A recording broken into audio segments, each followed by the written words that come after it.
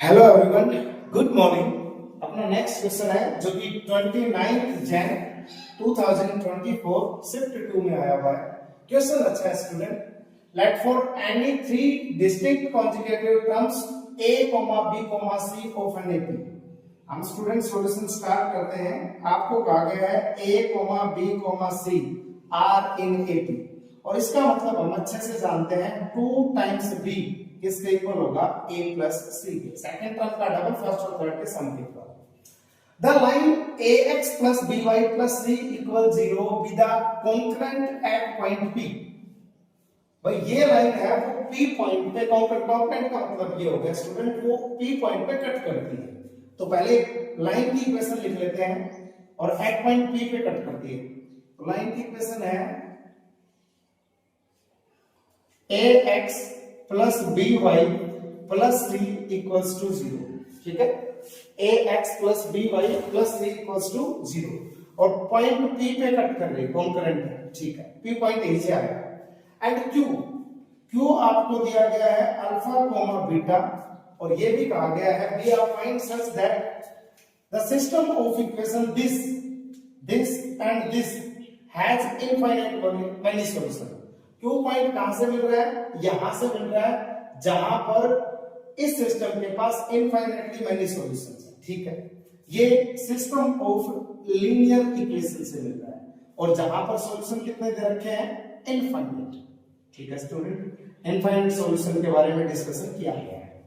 तो चलो ये सिस्टम है और फिर पूछा है p और q के बीच की डिस्टेंस। तो सबसे पहले स्टूडेंट इसको देखो, अगर मैं 2b को इधर ले आऊं तो a माइनस का 2b प्लस का c इक्वल्स टू 0। अब ध्यान से देखो, इस लाइन को और इस लाइन को कंपेयर करें तो x की वैल्यू a का कोफिशिएंट है दैट मींस 1, y की वैल्यू b का कोफिशिएंट है दैट मींस -2, c और c है। तो यहां से इन दोनों के कंपैरिजन से, किससे? कंपैरिजन से x की वैल्यू तो मिली हमें 1 और y की वैल्यू हमें मिली, ध्यान से देखो स्टूडेंट, -2। तो इसका मतलब अपना जो p पॉइंट है वो पॉइंट मिल गया 1, -2। अब बात है q पॉइंट की द डिस्टेंस का स्क्वायर करना है। अब ध्यान से देखो स्टूडेंट, q पॉइंट के लिए आपको सिस्टम के पास सिस्टम हैव इनफाइनाइट सॉल्यूशन। कितने? Infinite solution. अब आपको अच्छे से पता है इनफाइनाइट सॉल्यूशंस कब एग्जिस्ट करते हैं? जब डेल 0 हो, उसके साथ साथ डेल x, डेल y और डेल z तीनों क्या हो? 0। अब हम del x, del y, del z सभी कैलकुलेट करने की जरूरत नहीं है।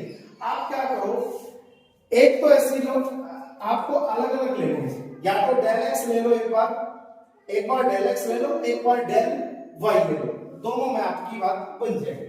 क्या? अब देखो, सबसे पहले मैंने डेल x को 0 किया तो डेल x हम यहां पर अगर देखेंगे तो क्या है, x के कोफिशिएंट्स को पहले से रिप्लेस कर दो।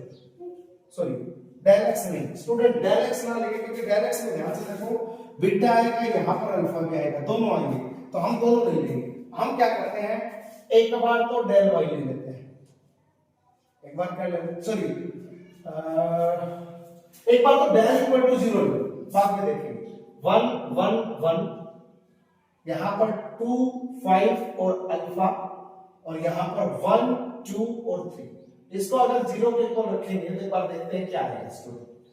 तो 1 इंटू ये गया 5 इंटू 3 15 माइनस का 2 अल्फा, -1 इंटू ये गया 6 माइनस अल्फा, प्लस 1 इंटू ये गया 4 minus 5 that is equals to 0। यहां पर देखो 15 minus 2 alpha minus 6 plus alpha plus no okay ये और -1 दैट इज इक्वल्स टू 0। यहां दोनों को कैलकुलेट करोगे माइनस अल्फा, अब ये -7 प्लस 15 तो प्लस का 8 दैट इज इक्वल्स टू 0। यहां से अल्फा की वैल्यू स्टूडेंट आ गई 8। ध्यान से देखो, अल्फा की वैल्यू क्या आ गई? 8। अब हम क्या करेंगे, या तो डेल x ले लो या डेल y ले लो, डेल z ले लो, कुछ भी ले लो। हम क्या करते हैं, डेल z को 0 करते हैं। जैसे ही डेल z को 0 करेंगे तो चाहे कुछ भी ले लो, डेल x भी ले सकते हो क्योंकि अल्फा की वैल्यू हमारे पास आ चुकी है। अगर डेल z लेते हैं तो मान लो तो अपने पास क्या आएगा, 1 1 और 6 यहां पर देखो 2 5 और बीटा, उसके बाद 1 2 और 4, और अगर इसको इक्वल टू 0 रखेंगे तो ध्यान से देखो स्टूडेंट, यहां से क्या मिल रहा है 1 इंटू ये गया 20 माइनस 2 अल्फा माइनस 1 इंटू ये गया 8 माइनस बीटा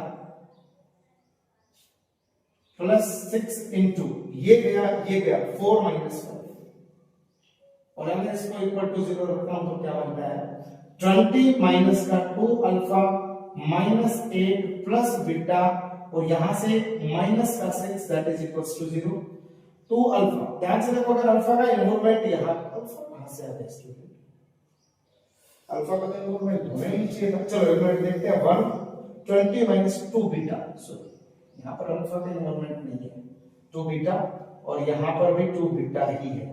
अब इन दोनों को कंबाइन करेंगे तो minus beta minus 8 minus 6 minus का 14 प्लस 20 दैट मींस प्लस का 6 दैट इज इक्वल्स टू 0।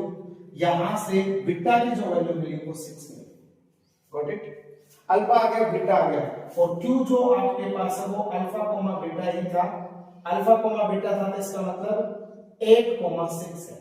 अब हमें कुछ नहीं निकालना, पी क्यू डिस्टेंस का स्क्वायर निकालना है, तो स्टूडेंट यही निकाल देते हैं, यहां निकालते हैं पी क्यू डिस्टेंस का स्क्वायर। स्क्वायर है तो स्क्वायर रूट लगाने की जरूरत नहीं है, x2 y2 minus y1 p2 ये रहा p ये रहा, इसमें से ये घटाएंगे 8 का स्क्वायर बनेगा प्लस 8 में से 1 घटाया 7 का स्क्वायर बनेगा।